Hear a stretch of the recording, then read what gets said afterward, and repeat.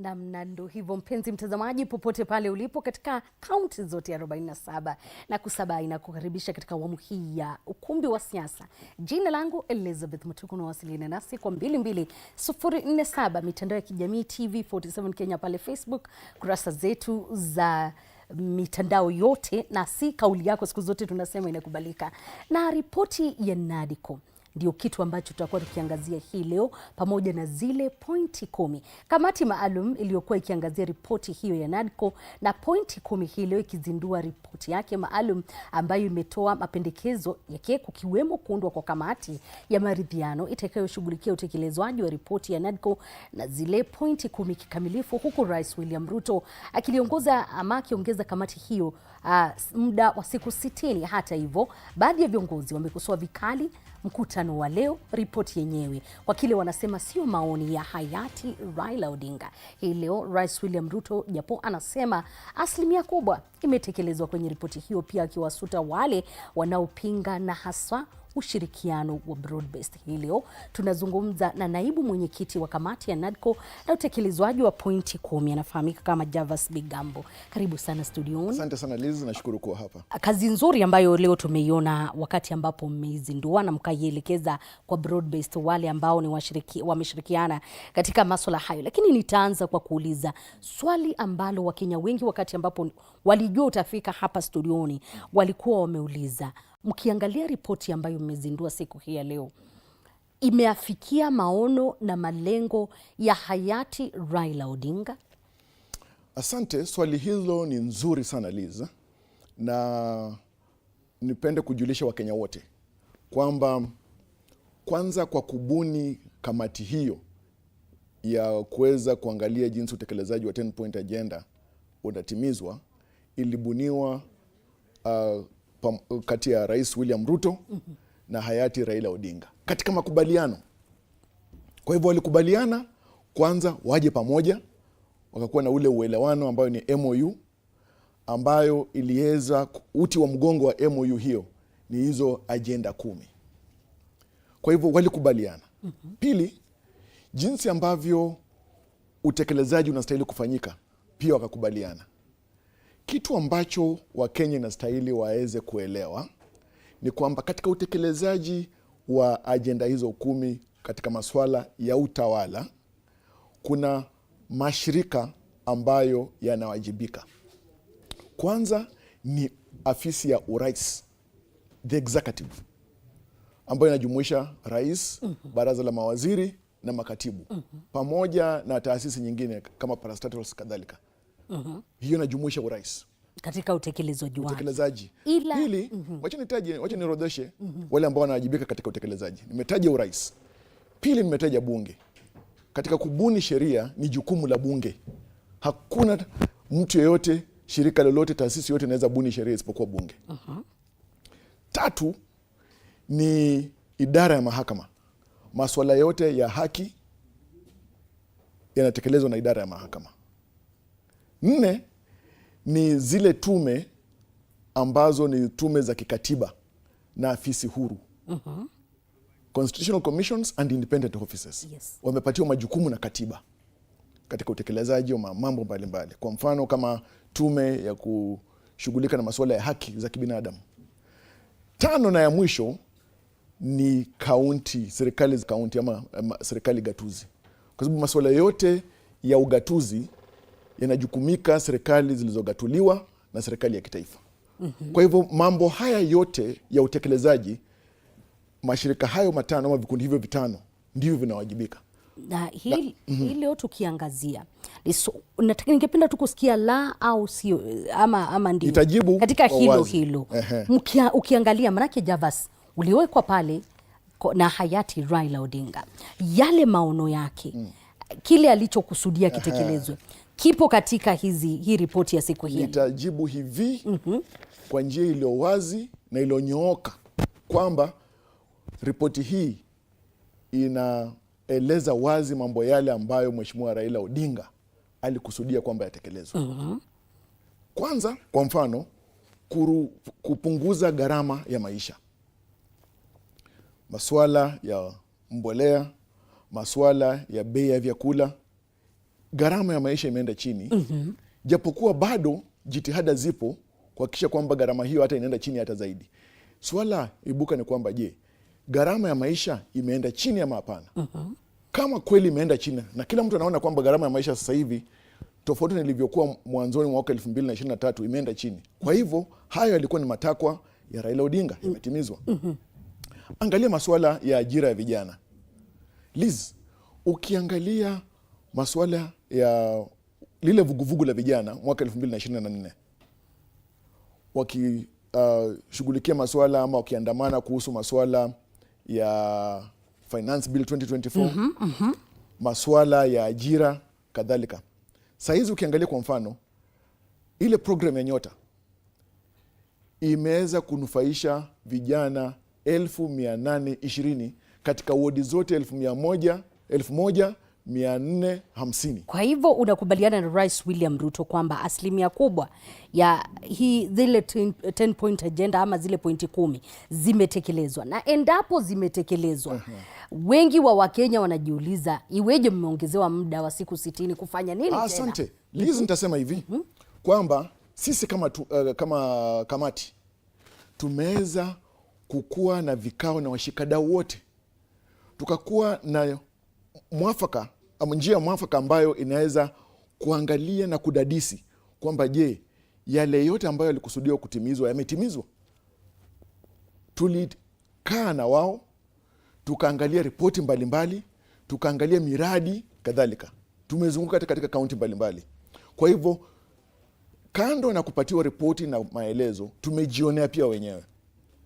Kwa hivyo sisi tumepeana ripoti hii kwa Mheshimiwa Rais William Ruto, kiongozi wa taifa na kiongozi wa chama cha UDA, pamoja na Dr. Oburu Oginga, kiongozi wa chama cha ODM, pamoja na kikao cha ujumla cha wabunge wa UDA na ODM. Na sisi tumewapatia ripoti kusema kwamba katika kutekeleza majukumu yetu haya ndio tumeanza kuyaona. Na wamekubaliana na sisi kwamba kweli haya yametekelezwa. Sisi tumetekeleza majukumu yetu kwa njia iliyo huru kabisa. Wamekubaliana na sisi kwamba kweli haya yametekelezwa. Na endapo yametekelezwa, ni kwa nini mnahitaji muda zaidi wa kufanyia nini? Nitasema hivi, swala ama jukumu la ujenzi wa taifa, Liz, halifikii kikomo. Sio kama nyumba ambayo ukishaweka paa uweke ukuta basi unafanya ile mambo ya kumalizia ambayo inaitwa finishing, alafu unaanza kujistiri ndani. Ujenzi wa taifa ni jukumu ambalo halifikii kikomo, linaendelea kila siku. Kuna baadhi ya ajenda ambazo bado ziko katika hali ya utekelezaji. Kwa mfano, siku 4 zilizopita, mkuu wa utumishi wa umma ameweza kutoa notisi ya gazeti akitaja jopo la watu 19 ambao wataongozwa na program ama framework ambayo itabuniwa na Kenya National Commission on Human Rights, jinsi ambavyo fidia italipwa kwa watu wote ambao waliweza kupoteza maisha yao katika vurugu, mali yao kuchomewa, kadhalika kupoteza wapendwa wao, kuumizwa, kadhalika watapata fidia. Na ukiangalia swala kama la kulipa fidia lilikuwa halijafanyika, na ni mojawapo ya majukumu ya kamati yetu kuangalia kwamba je, swala hili limetimizwa ama bado. Kwa hivyo ndiposa serikali imeweza kuweka bilioni 2 kwa sababu ama kwa nia ya ama makusudi ya kuweza kulipa fidia kwa wale wote ambao tayari tume ya huru ya haki na haki za kibinadamu imeweza kudadisi na kuangalia kwamba je, ni watu ni kina nani ambao wanastahili kulipwa fidia pamoja na IPOA. Endapo tunazungumzia masuala ya fidia, na kumbuka pia swala la haki za binadamu ni kitu ambacho hayati Raila Odinga alikizungumzia kwa zaidi katika muda huo, mwaka mmoja ambao mmekuwa mkitekeleza hili jukumu la kuona kwamba hizi pointi 10 zinatekelezwa. Ni kitu ambacho kimekwenda ama kipo bado? Kumbuka Liza, katika masuala haya tuweze kuwa haki kabisa. Mheshimiwa Rais aliweza kubuni kamati ikiongozwa na Profesa Makau Mutua iweze kusimamia na kuongoza masuala ya kulipa fidia. kamati hiyo ikapelekwa kotini na ikaweza kuzuia utekelezaji wa majukumu ya kamati hiyo, kwa sababu walioenda mahakama walisema kwamba, kotini walisema kwamba jukumu hilo ni jukumu rasmi la Tume Huru ya Haki za Kibinadamu. Ndiposa sasa kuambatana na mwongozo wa mahakama na utawala chini ya mfumo wa sheria na katiba, Mheshimiwa Rais akasema kwamba jinsi mahakama imeelekeza, sawa, acha basi tume hiyo ya kikatiba ya masuala ya haki za kibinadamu iweze kupeana mwongozo ya jinsi ambavyo fidia hii italipwa, na serikali imepeana sasa bilioni 2 kwa makusudi ya kulipa fidia hiyo. Kwa hivyo katika yale makusudio na matarajio Mheshimiwa hayati Raila Odinga kwamba wote ambao walidhulumiwa kupitia njia za haki za kibinadamu, kuweza, pengine polisi walitumia nguvu zaidi kuliko vile inavyostahili, waweze kulipwa fidia hiyo. Javas, kwa hivyo wale waliojipata katika hiyo hali na wamefidiwa na bado serikali inaendelea kutekeleza dhulma ama kupitia maafisa wa polisi ambao sio haki, endapo hili litaendelea, kuna haja ya fidia. Serikali haiendelee ama polisi hawaendelee kutumia nguvu hata zaidi inavyokusudiwa. Unaweza kusema hilo? Nasema hivyo kwa sababu iko katika ripoti yetu.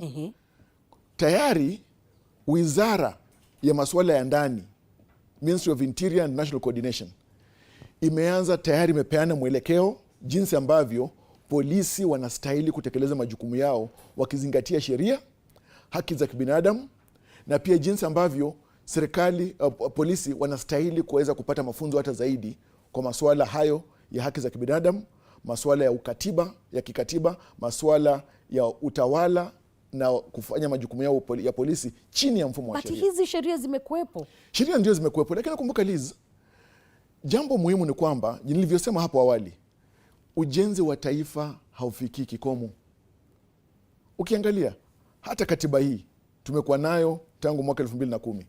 Lakini tumesema kwamba japokuwa ni katiba nzuri, tunastahili kuifanyia pengine marekebisho ili kuiboresha hata zaidi. Shikilia hilo wazo hapo, nicheze baadhi ya sauti ambazo mchana kauli zake Rais William Ruto, Oburu Oginga, wakati ambapo walikuwa wanapokea hii ripoti ya kwenu, kisha niulize maswali ambayo Wakenya siku hii ya leo wanayauliza wakati ambapo wamejua utakuwepo.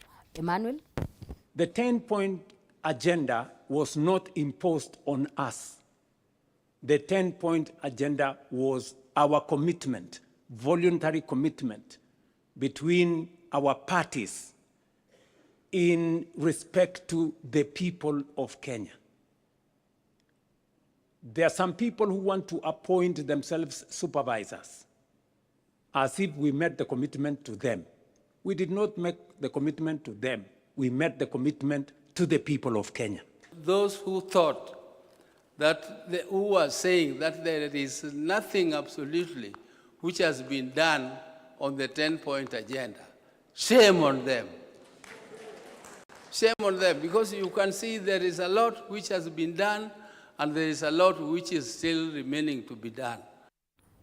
Javas, tarehe 7 Machi mwaka huu ndo ingekuwa mwisho wa jopo hili ama kamati hii kuendeleza yale ama kukamilisha majukumu yake. Na baadhi ya wale ambao nani alisema hivyo Liz? Baadhi ya, kumbuka ni timelines ambazo zilikuwa zimewekwa. Na baadhi ya wale ambao ni wakosoaji wanasema muda huu ungekuwa ndo mwisho, lakini umewasikia wale ambao ni viongozi na vinara ambao wanaongoza juhudi za kazi ambayo mnafanya, wanasema ni tofauti. Kazi yenu, majukumu yenu yalikuwa yakamilike wakati kwanza Liz, ama hii kamati yenu inapeana liwe ya broad based kuendelea. Kwanza Liz, tuweze kupeana heko pale ambapo inastahili. Mheshimiwa Rais William Ruto na Raila Odinga marehemu walisema kwamba wanakuja kwa pamoja na kuhakikisha kwamba yale waliokubaliana yanatekelezwa. Raila Odinga sasa hivi ameaga. Mheshimiwa Rais William Ruto yupo, na sasa hivi kinara wa ODM Bwana Oburu Oginga yupo. Wamejizatiti kuhakikisha kwamba yale walioelewana yanatimizwa. Chama cha UDA na ODM wamehakikisha kwamba hakuna kulegea hata wakati mmoja katika utekelezaji wa ajenda hizi 10. Pili, Mheshimiwa Rais William Ruto amekuwa akipata ripoti kutoka kwetu kama kamati kuweza kumweleza kwamba utekelezaji umefikia hapa, jinsi ambavyo kamati hii iliweza kupatiwa majukumu hayo, kuripoti kwa Mheshimiwa Rais na kiongozi kinara wa ODM pamoja na wabunge. Liz, tutasema hivi kwamba kamati hii ilikuwa imepatiwa majukumu ya kuhakikisha kwamba inaangalia utekelezaji wa ajenda hizi 10 na iweze kupeana ripoti hiyo kwa viongozi akiongozwa na Rais William Ruto pamoja na wabunge katika uelewano huo wa MOU, UDA na ODM, na pia kwa Wakenya. Na hiyo MOU hauamini kwamba inakamilika wakati ambapo mmepeana hiyo? Hapana. Kumbuka kwamba watu wanamnukuu vibaya Bwana Raila Odinga. Mheshimiwa Raila Odinga alisema kwamba chama cha UDA na ODM vitafanya kazi kwa pamoja katika uelewano huo wa MOU hadi mwaka 2027. Liz, sijui pengine kuna watu hawaelewi huu ni mwaka gani. Huu ni mwaka 2026. Kuna hii leo ambaye ni katibu mkuu wa ODM na mojawapo wa viongozi ambao walikuwepo hizi 10 point agenda zikiandikwa, amesema baadhi ya yale ambayo anashuhudia katika mtandao wake ni kwamba mnayaandika maneno yenu ama mnaweka maneno yenu katika akili na mdomo wa hayati Raila. Yeye mwenyewe ndiye anamnukuu vibaya Bwana Raila Odinga kwa sababu MOU ambayo yeye mwenyewe alitia sahihi inasema kwamba ushirikiano wa UDA na ODM utaenda hadi mwaka 2027. Sijui kama pale ambapo Bwana Sifuna yupo, huu ni mwaka 2027. Huu ni mwaka 2026. Na endapo hizi pointi 10 hazijatekelezwa Javas, na utekelezwaji wake haujakamilika kufikia. Liz, uko na ripoti compensation ya wale ambao walifariki dunia wakati huo. Maanake hicho ni kitu ambacho mojawapo ya yale ambayo ni makubwa zaidi. Ni mnadhani kwamba mnastahili muda zaidi ama linastahili kuwa mnaachana na hiki? Baadhi yao wanasema it's time you walk away. Hata mimi mwenyewe vile nimeketi hapa nasononeka sana kwamba kuna Wakenya walipoteza maisha yao. Ndiposa serikali imeweka fedha bilioni 2 kulipa fidia. Fedha hizo zipo kwa makusudi ya kulipa fidia. Hiyo ni baadhi ya makubaliano ya utekelezaji wa ajenda ile ya kuhakikisha kwamba kuna haki ya watu kuandamana na pia kulipa fidia kwa wale ambao waliweza kuumia ama kupoteza maisha yao kadhalika. Jambo lingine Liz, kumbuka kwamba vile nimesema MOU hiyo ilikuwa kuanzia mwaka wa 2025 hadi mwaka 2027. Mwaka 2027 bado haujafika. Pili, kamati yetu jukumu lake muhimu ni kuhakikisha kwamba inaangalia utekelezaji. Tumepeana hii ripoti. Kuna mambo baadhi ya zile ajenda 10 ambayo bado yanatekelezwa. Kwa mfano, sasa hivi lile jopo ama ile tume ya kuhakikisha kwamba inalipa fidia sasa kushirikiana ama chini ya mwongozo wa tume ya haki za kibinadamu, Kenya National Commission on Human Rights, wataanza kuhakikisha kwamba framework hiyo ya kulipa fidia inaanza. Kwa hivyo tayari suala la kulipa fidia linaenda kufanyika. Ulipoketi wakati huu mlitembea kaunti 11, unaweza kusema kwamba yale mliyasikia kwa Wakenya ndio mlioyanukuu katika ripoti hii? Liz, nitakuambia hivi, mimi mwenyewe sijafunzwa kudanganya. Mkristo kwa kila njia, mikono yangu ndio hii safi sana na nyeupe. Wakenya waliwaambia nini? Nitasema hivi Liz, tumewasikiza Wakenya wa kawaida katika kaunti hizo zote ambayo tumezitembea. Tumewasikiza watekelezaji ambao niliorodhesha 5. Tumewasikiza watu vyama vya kisiasa na viongozi wao.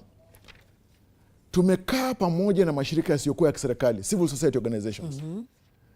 Kwa hivyo mambo ambayo yote tumeweka katika ripoti hii Liz, kwanza ni yale ambayo tumeweza kuyaona na kudadisi kwamba yametekelezwa. Pili, wale washikadau wote ambao tumeweza kuwa na vikao na wao wakatupatia paka maoni yao na mapendekezo yao.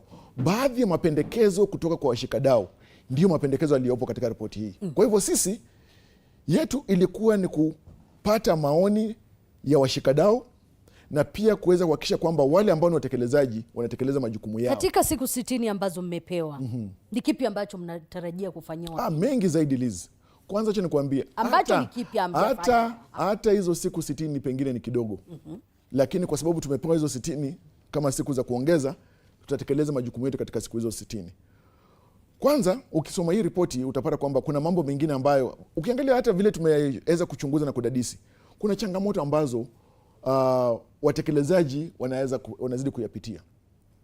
Kwa mfano acha nikwambie Liz, sasa hivi tuko na infrastructure fund ambayo imepigwa sahihi na rais juzi kuweza kusaidia ujenzi wa barabara katika maeneo mbalimbali hapa nchini.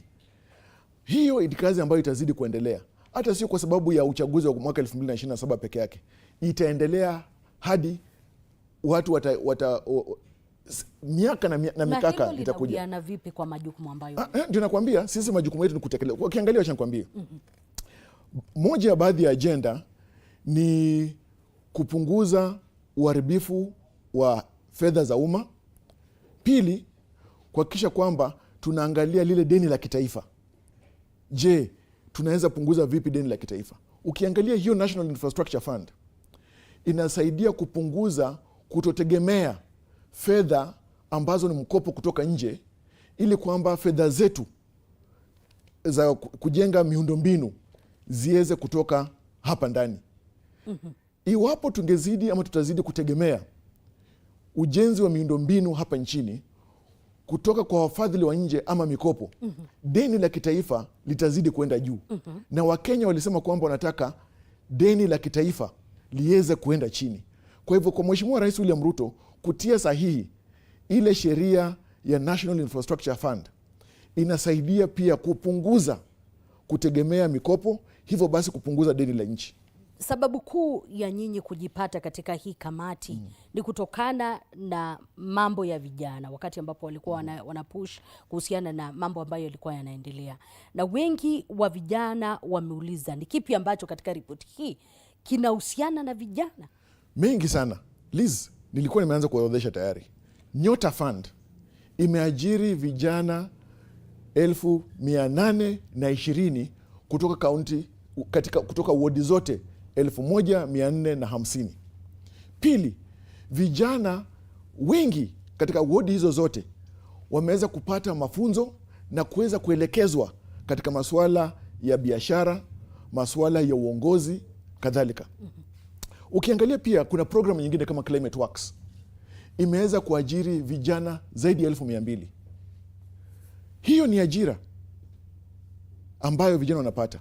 Kumbuka pia kupitia hiyo program ya Nyota, vijana saizi kutoka wodi zote nchini wameweza kupata ama kupokea shilingi 25,000 kutoka kwa ile ambayo wanastahili kupata 50,000 ambayo bado watapata.